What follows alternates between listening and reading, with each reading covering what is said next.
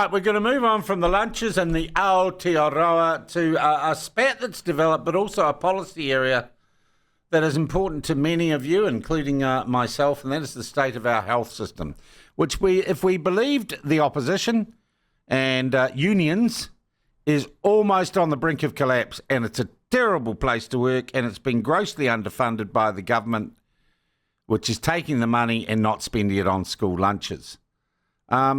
But the government clapped back on that narrative earlier this week, on Monday, in fact. The Health Minister Simeon Brown had a crack at the PSA. Now, we've got the PSA. We've got Fleur Fitzsimons on at 7:30, after the news at 7:30. So I wanted to get the Minister on to clarify what had said about her. But in the meantime, almost to give the lie to the claim that the government's underfunding the health system, new announcements have come about funding training in primary care. So I think that's what we'll ask Simeon Brown, who joins us on the phone now. That's what we'll ask him about first. Minister, good morning. Good morning, Sean. All right, what was these announcements about more capacity and training in primary care? Well, firstly, Sean, this government is investing a record amount in our health system. We've increased health funding by $16.68 billion over 3 years, and that is to support the health system with the cost pressures, also the demographic shifts that we're seeing, and to make sure that we're focusing on delivering those timely and quality healthcare services that New Zealanders need. What we've seen, though, is that under the last government, of course, they decided to restructure the health system during the middle of a pandemic. And so there's been significant change and upheaval because of that. And I see my job as making sure we get back to basics, focusing on the patients, putting patients first, and ensuring that that funding is delivering the outcomes that New Zealanders expect. So that's my focus as the Minister of Health. This week's all been about primary healthcare, because ultimately our doctors in our communities, our family GPs, play a critically important role in keeping people healthy, keeping people out of hospitals, and making sure that we can prevent a lot of sickness and disease in our communities. And so that's why we've announced increases to the number of doctors who can be trained in our medical schools, increased the number of overseas trained doctors who can now do their practice exams and their training to be able to be registered in primary practice. Also, we've announced funding to support primary practice to be able to hire more nurses, particularly in our rural communities. So it's all been about how do we support primary care to play its part to actually reduce the health burden, keep people out of hospital, and keep them healthy in our communities. Okay. What's the dollar value cost of these changes annually? Annualised? Well, we've announced a number of changes this week. Health New Zealand has said they will be increasing. They'll be spending $285 million over 3 years to increase the amount of funding that goes to GPs to support them to have more timely access to appointments. We know that you've heard the stories of people who are finding it hard to get an appointment. That funding is there to support GPs to be able to increase their accessibility, open their books, but also to support them with health targets around immunisations and planned care. So there'll be more detail to be announced around the specific details of that, but it's all about funding directly to GPs. Okay, but you can't give me a dollar thing. I mean, how much more have you spent on health since you took office? Well, we've allocated $16.68 billion, and that's over 3 years. We'll be spending about $5 billion more per year in next year's budget than when we took office. That's a significant increase in our health funding. All right. So what it was about a the size of the workforce, Minister? Last year. Yeah, the size of the public health workforce. What is that like compared to when you took office?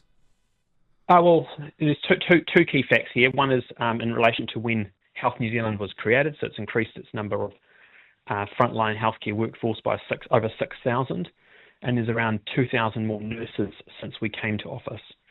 So we've been focusing very much on frontline service delivery. And making sure we've got the health workforce in place. Now, the reality in the health system is there's always going to be a need for more investment, and there's always going to be a need for more people. But we actually need to focus on productivity, which is critically important to that.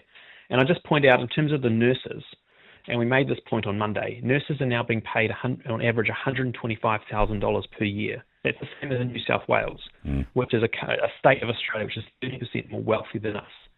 Yet the amount of what's called the case weight output, or the number of people that are being seen, is actually being in our hospitals is going backwards. So we're seeing more investment, more people, but we aren't seeing the productivity that we need to get. And so that's got to be the focus, getting the focus back on patients. We're paying our nurses incredibly well, which is great. We're seeing the number of nurses leaving Health New Zealand dramatically reduced to one of the lowest attrition rates I've been told for a very, very long time. So that's really good. Now we've got to focus on actually getting the outputs that we need so that people can spend less time on those wait lists, and we focus on getting more health care delivered. All right, Minister, that's what you're doing. But you came out on the post-cabinet press conference Monday swinging because the PSA is painting a very different picture. They say they've done research and done surveys that say that people who work in the health system, they're just in a terrible state. It's an absolute crisis. Yes. What do you understand their claims are? Well, the PSA, you have to remember, is a union, and the unions are aligned with the Labour Party. And when national governments are in power, unions like to attack us. And so I'm not surprised at what they're doing.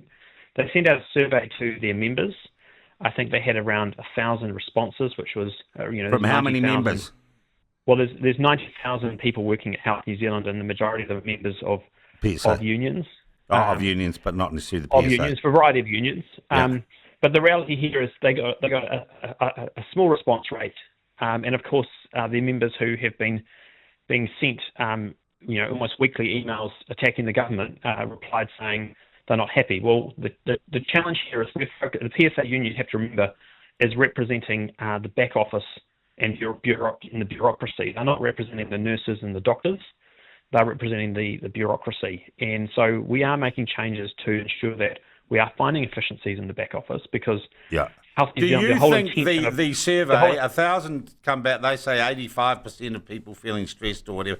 Do you think there's any scientific validity, any statistical validity to the survey that the PSA conducted? I mean, did they have a proper polling company do it or anything? No. This is just them putting a survey out to their members following an email where they've been sending weekly emails attacking the government. So, look, This is the PSA union doing what the unions do.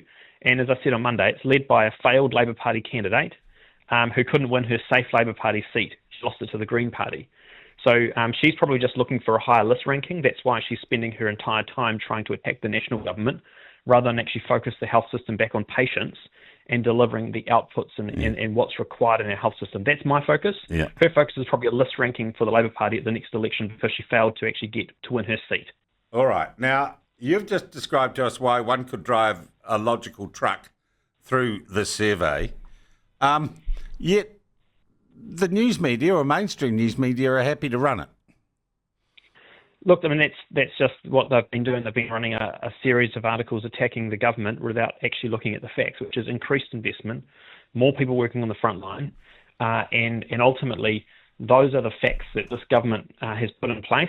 And what we are now focused on is how we can increase the amount that's being done in our health system. So we are focused on the patients, they're focused on unions, and I'm sure that the public of New Zealand want the focus to be solely and squarely on the patients who are the heart of our health system. That is why it exists. It exists to serve patients, not unions.